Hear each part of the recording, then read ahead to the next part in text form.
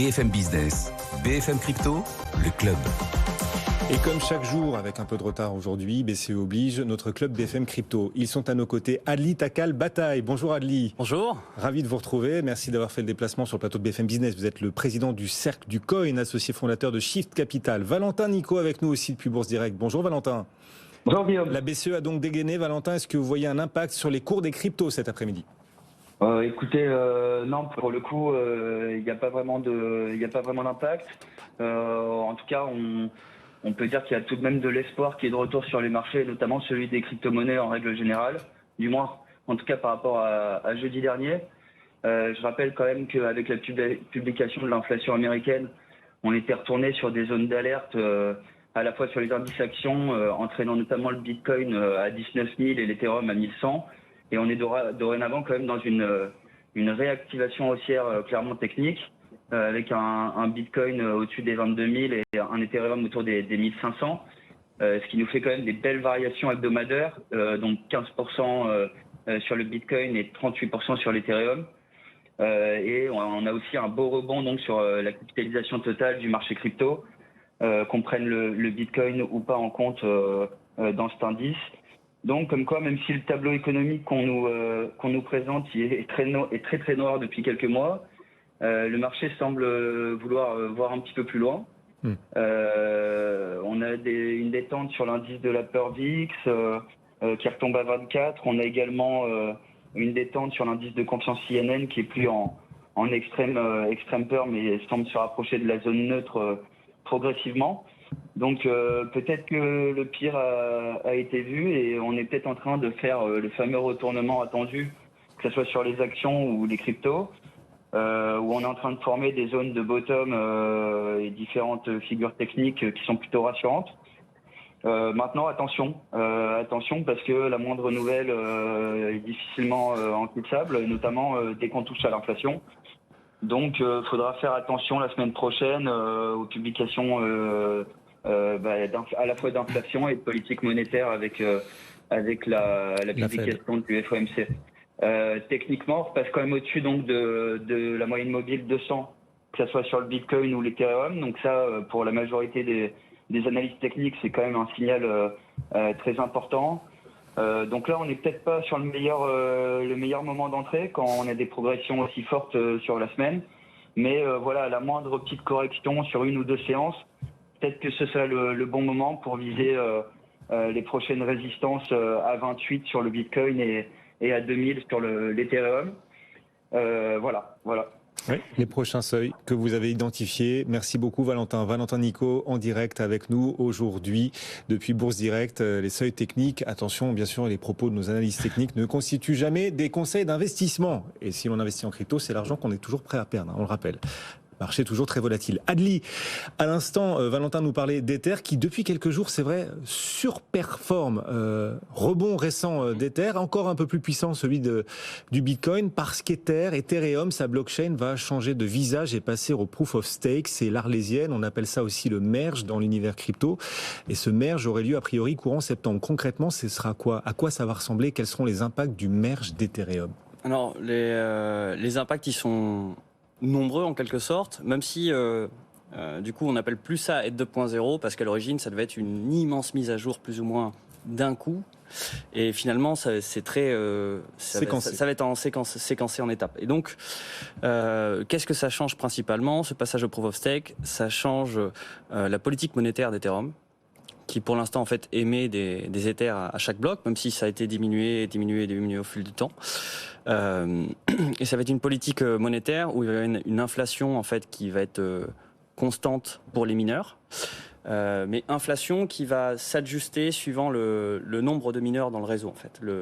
Plus il va y avoir d'Ethers qui vont être stakés, donc bloqués finalement, immobilisés pour vérifier la chaîne, plus l'inflation va baisser. Parce que le but c'est d'attirer les Ethers dans le staking pour sécuriser d'autant plus la chaîne. Enfin c'est la théorie derrière en tout cas, la théorie économique derrière, pour sécuriser la chaîne parce que plus il y a de valeur, plus c'est dur de théoriquement la compromettre. Donc ça c'est un gros changement. parce que avec le standard qui avait été publié l'été dernier, donc le IP 1559, c'est un standard Ethereum qui permet de réajuster les frais de gaz d'une manière spécifique, qui fait que lors de fortes périodes d'utilisation où les gens se bagarrent pour être inclus dans les blocs et paient très cher en gaz, Ethereum va aussi brûler. En gaz, on précise, c'est pas le gaz, c'est pas la matière physique, c'est c'est un peu une opération financière. C'est un peu le pétrole ou le gaz d'Ethereum, c'est-à-dire que pour faire fonctionner un smart contract, il faut du gaz. Pour faire une transaction, il faut du gaz, et ce gaz, il est composé d'Ether. Le gaz, c'est plus l'unité technique pour donc payer ces transactions. Et les périodes de forte croissance d'Ethereum vont pouvoir finalement rendre Ethereum déflationniste. Et ça, c'est un gros changement. C'est-à-dire qu'il va pouvoir y avoir une destruction du nombre d'Ether sur la masse totale d'Ether en circulation. Parce qu'en fait, la destruction d'Ether via le mécanisme de brûlage des frais, va pouvoir dépasser l'inflation. Et ça, c'est quelque chose qui change énormément de choses, parce qu'on passe à un actif qui est inflationniste constamment, à un actif qui va pouvoir être, qui va avoir des périodes d'inflation et des périodes de déflation suivant son usage. Et ça change à peu près tout, ça.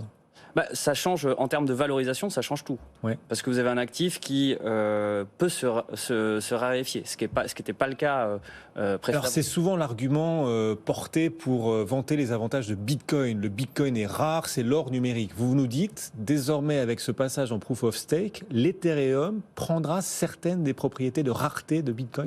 Il y a beaucoup d'Etheristes donc les personnes notamment de la communauté Ethereum et qui vont le défendre corps et âme, qui disent que finalement ils sont à Paris d'ailleurs, une meilleure monnaie que Bitcoin, parce que elle va devenir déflationniste potentiellement. Et ils appellent ça l'ultra sand money, parce que on appelle la sand money donc la monnaie sonnante et trébuchante, et du coup petite blague de dire que Ethereum devient l'ultra sand money dans le sens où c'est encore plus que de la monnaie sonnante et trébuchante, parce qu'il y en a de moins en moins. Donc oui, ça peut vraiment tout changer, et surtout ce qui est intéressant, c'est que c'est corrélé à l'usage. Donc finalement, c'est assez cohérent en termes de politique monétaire, et ça peut presque un peu stopper la spéculation en quelque sorte, ou pas stopper la spéculation, mais la rendre plus rationnelle dans ses calculs économiques. Et l'autre chose intéressante, c'est que le proof of stake donc va créer une inflation constante pour ceux qui stake leurs Ethers, donc qui les bloquent chez des validateurs. Et finalement, il va y avoir un retour sur investissement constant via l'inflation.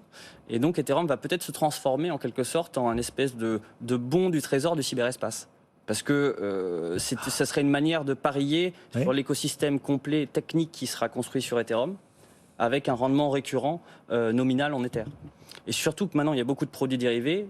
Ça serait très facile de faire un produit où l'utilisateur va hedger ses récompenses et garder l'exposition à Ether en tant que validateur. Alors, il nous reste à peine 2 minutes, mais ça nous amène au tokenomics, c'est ça ? C'est ça. Qu'est-ce que c'est que ça ?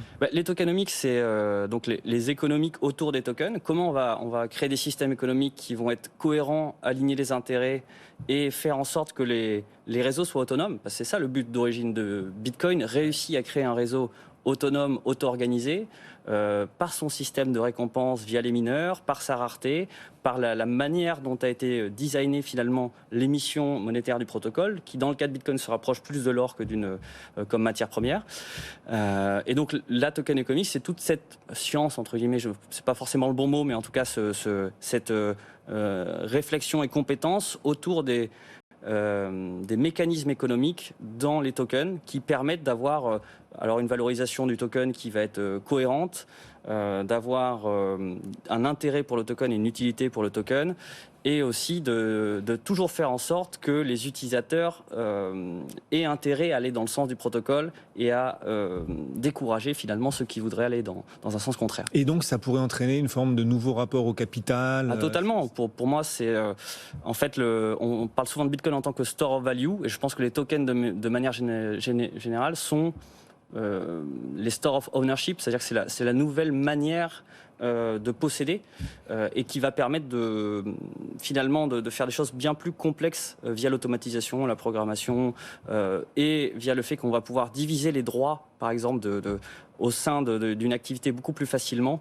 Là, on a déjà des classes d'action, mais on pourrait faire des choses bien plus fines et bien plus ajustées par rapport finalement à la plus-value dans la gouvernance d'un utilisateur, par exemple. Quelqu'un qui...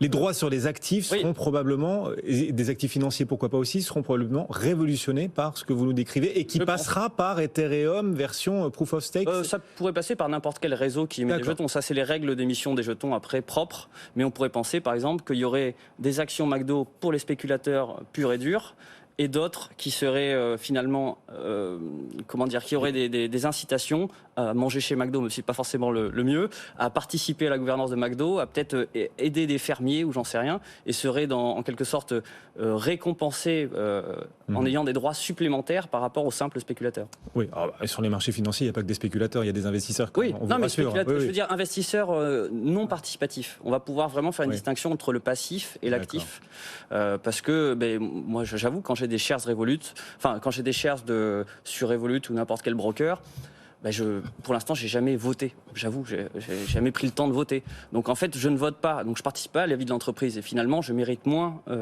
des dividendes que d'autres actionnaires qui, eux, vont prendre le temps de voter. Bon. Et après, quand on est actionnaire traditionnel d'une entreprise, on a un droit de vote et on peut aller en assemblée générale. Pour le coup. C'est ça. Cette démocratie-là existe et vous nous dites, elle peut se trouver renforcée. Oui, il y a déjà beaucoup de gouvernance décentralisée actuellement dans les cryptos. Et surtout, on pourrait finalement suivre le fait que la participation, et c'est ça qui est assez intéressant, c'est que ça va aussi inciter l'actionnaire à s'intéresser à l'entreprise et à essayer d'y contribuer. Bon, mais ce que je voulais vous dire, c'est en assemblée générale normale, d'une entreprise normale, cotée sur les marchés financiers, je vais en assemblée générale, j'ai un droit de vote avec mon action. Oui, totalement. Le monde traditionnel l'avait déjà inventé, Ali. Non, mais ça, bien sûr. C'est ça que je voulais vous dire. Non, moi, ce que je veux dire, c'est que dans le monde traditionnel, les dividendes sont très... il y a une règle de symétrie des dividendes qui est très importante. Il y a rarement de la symétrie entre les dividendes, alors que finalement, tous les actionnaires ne se valent pas en quelque sorte. Et la crypto peut permettre d'aligner les intérêts sur des besoins spécifiques de l'entreprise. Par exemple, elle pourrait dire à un moment, elle a besoin de contacts dans tel domaine. Un actionnaire arrive à lui apporter ce contact et finalement, il a une récompense pour ça qui passerait via son scoring d'actionnaire en quelque sorte. Oui, beaucoup plus d'agilité donc. Voilà. Merci d'être passé nous voir, c'est intéressant ce monde de demain qui tente à se construire et vous en êtes l'un des pionniers. Adli Takel-Bataille, président du Cercle du Coin, associé fondateur de Shift Capital. Bon retour Adli. Merci. À bientôt. Dans un instant, on reprend notre spécial BCE, spécial aussi consacré à la démission de Mario Draghi, chargé Mario Draghi de former un gouvernement technique jusqu'aux élections législatives anticipées. Elles sont prévues à la rentrée de septembre-octobre en Italie. Ces législatives anticipées, on voit l'écart de taux entre l'Italie et l'Allemagne s'accroître, un plus haut de 2 ans pour cet écart de taux.